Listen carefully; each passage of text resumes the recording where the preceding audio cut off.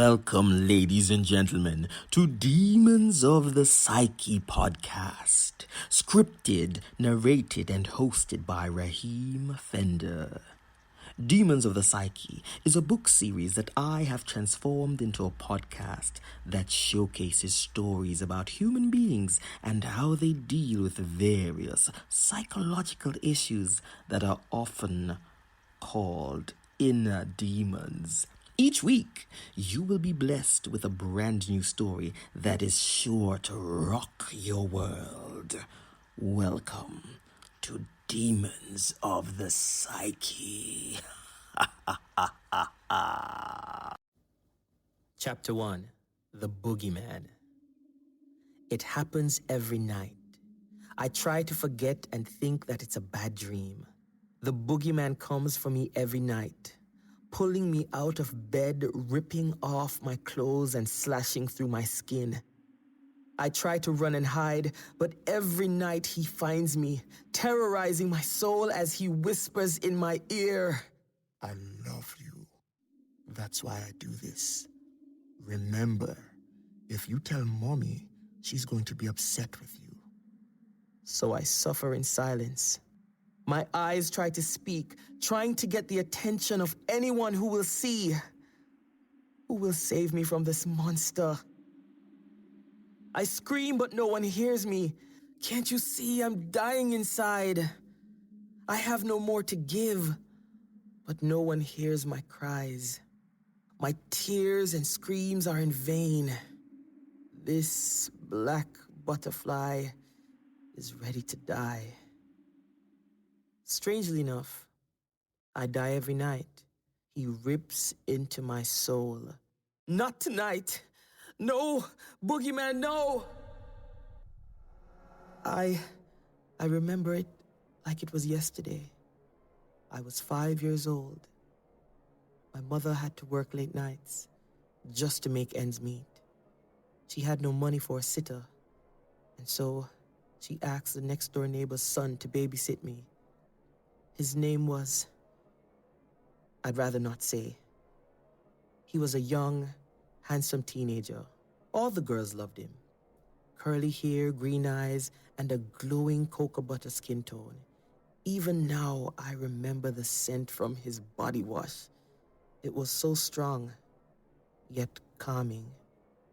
Who would have thought that he was the devil in disguise?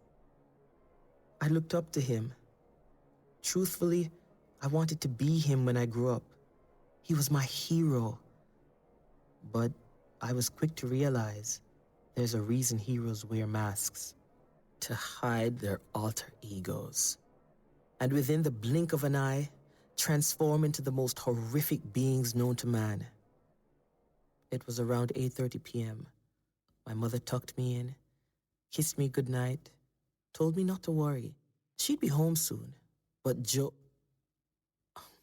almost called his name.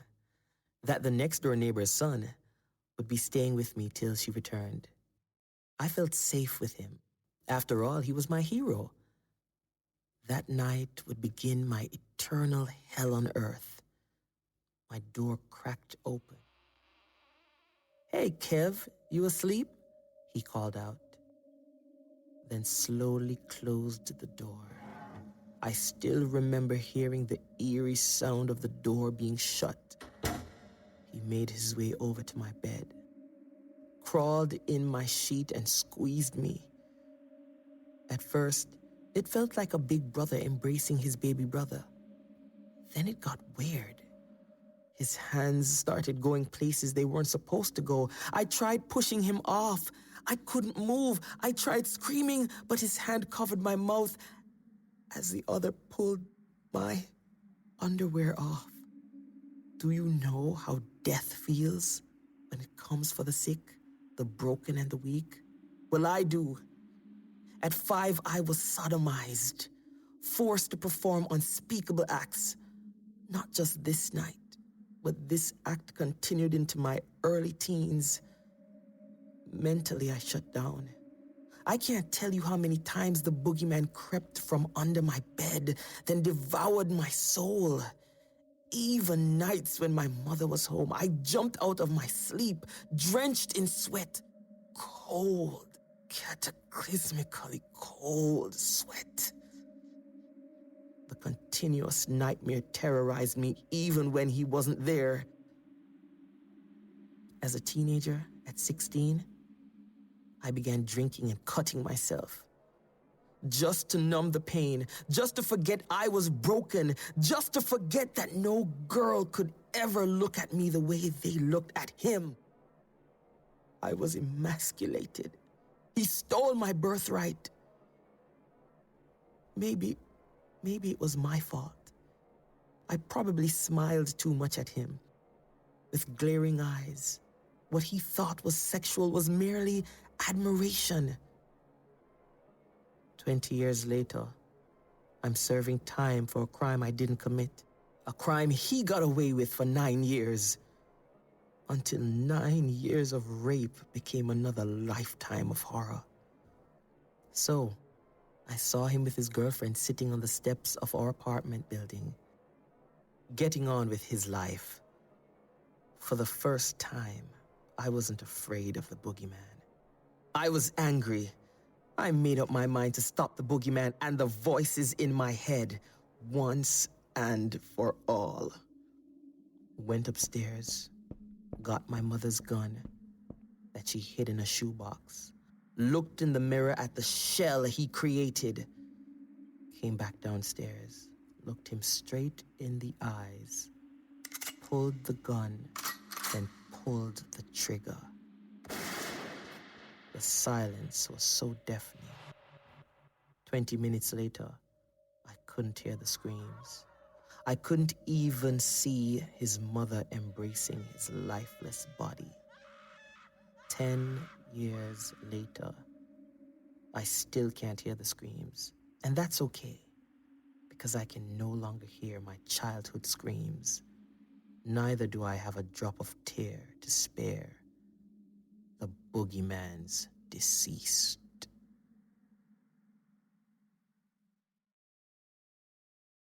Hi, my name is Raheem Fender, author, director, actor, educator, narrator, and creator of the fiction podcast Demons of the Psyche. Demons of the Psyche is purely fictional and focuses on characters that we all have seen and been around throughout our lives. As with any story, we can all associate and empathize with all their struggles and their pain. And because of this, the stories will come across as real.